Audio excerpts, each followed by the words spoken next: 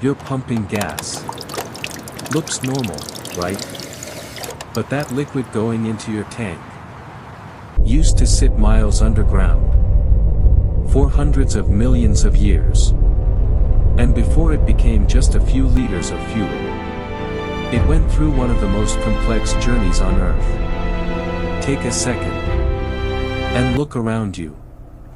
Your car, your phone, the clothes you're wearing, that plastic bottle, your shoes, all of it traces back to oil. Most people think oil just means gasoline. But gasoline, that's only a small part of the story. Oil is what keeps cars moving, planes flying, ships crossing oceans. But more than that, it's what makes modern life possible. Plastic, synthetic fabrics, fertilizer, medicine, industrial materials. If you removed oil from your life right now, it wouldn't just mean no driving. It would mean a completely different world. So where does all of this actually come from? Let's go way back. Hundreds of millions of years. Before humans. Before cities. There were oceans. Filled with tiny organisms. When they died, they sank to the bottom, buried under layers of mud and sand. Over time, pressure built up, heat increased, layer after layer, pushing down, and slowly, those remains transformed into something new. Oil.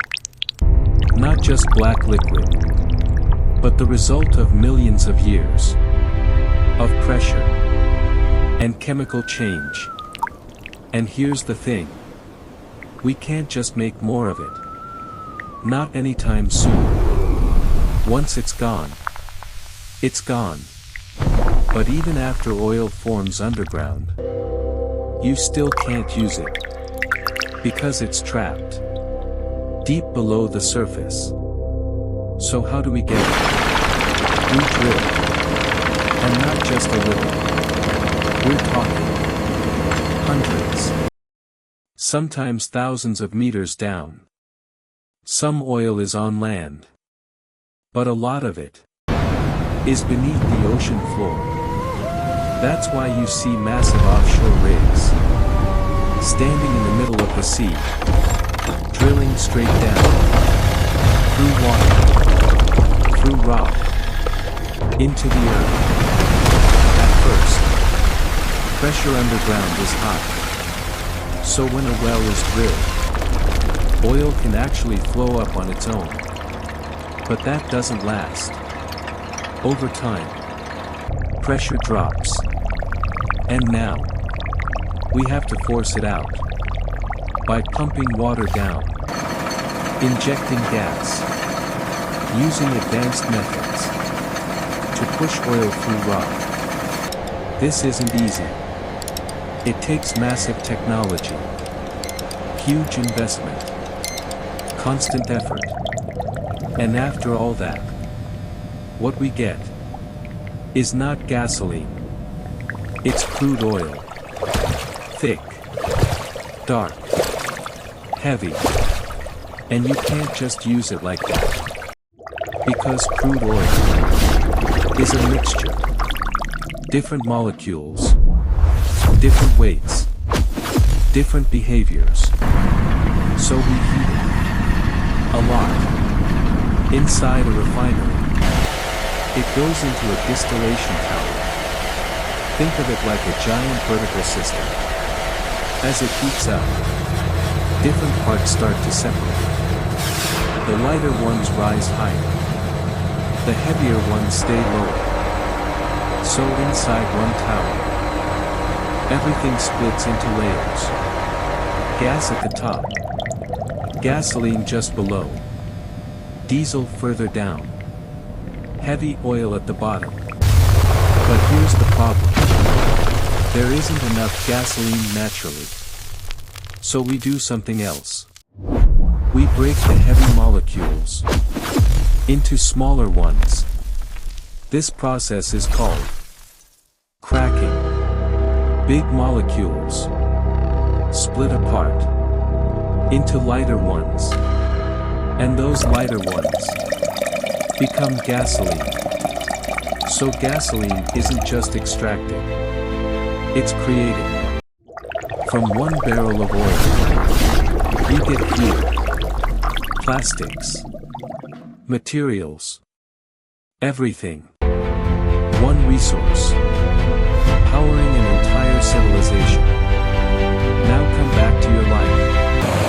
The food you eat depends on oil, machines, fertilizer, transport, your phone, your clothes, even things like paint, tires, packaging, all connected to the same source. Oil isn't just energy. It's the invisible foundation of modern life. And now, imagine that foundation starting to crack. Not overnight, not suddenly, but slowly. Oil becomes harder to get, more expensive, less available.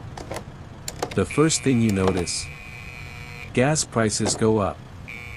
At first, a little, then faster, then out of control. And when fuel gets expensive, everything tied to it follows. Shipping costs rise. Flights get expensive. Food prices go up. And then, supply chains start breaking. Stores aren't always stocked. Some items disappear. Then more. Farming takes a hit. Because it depends on oil. Machines.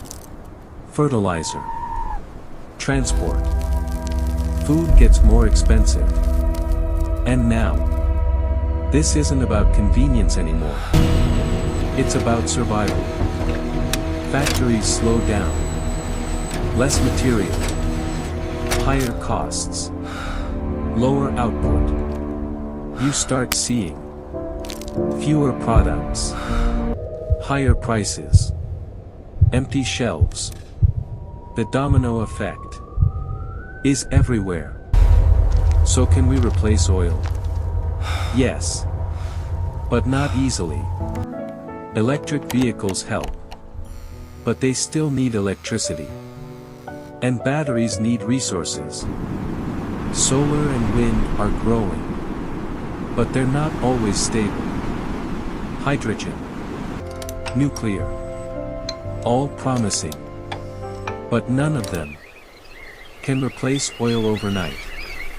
Because oil isn't just fuel. It's material. You can drive without gasoline. But you still need oil to build the world around you. So go back to that moment. You're pumping gas. It feels small, routine. But behind it is millions of years of history. Massive machines. Global systems. We're not just using fuel. We're relying on something limited to run everything. And maybe the real question isn't when oil runs out, but are we ready for the day it stops being easy? Because when that happens, it's not just fuel that disappears. It's the way the world works.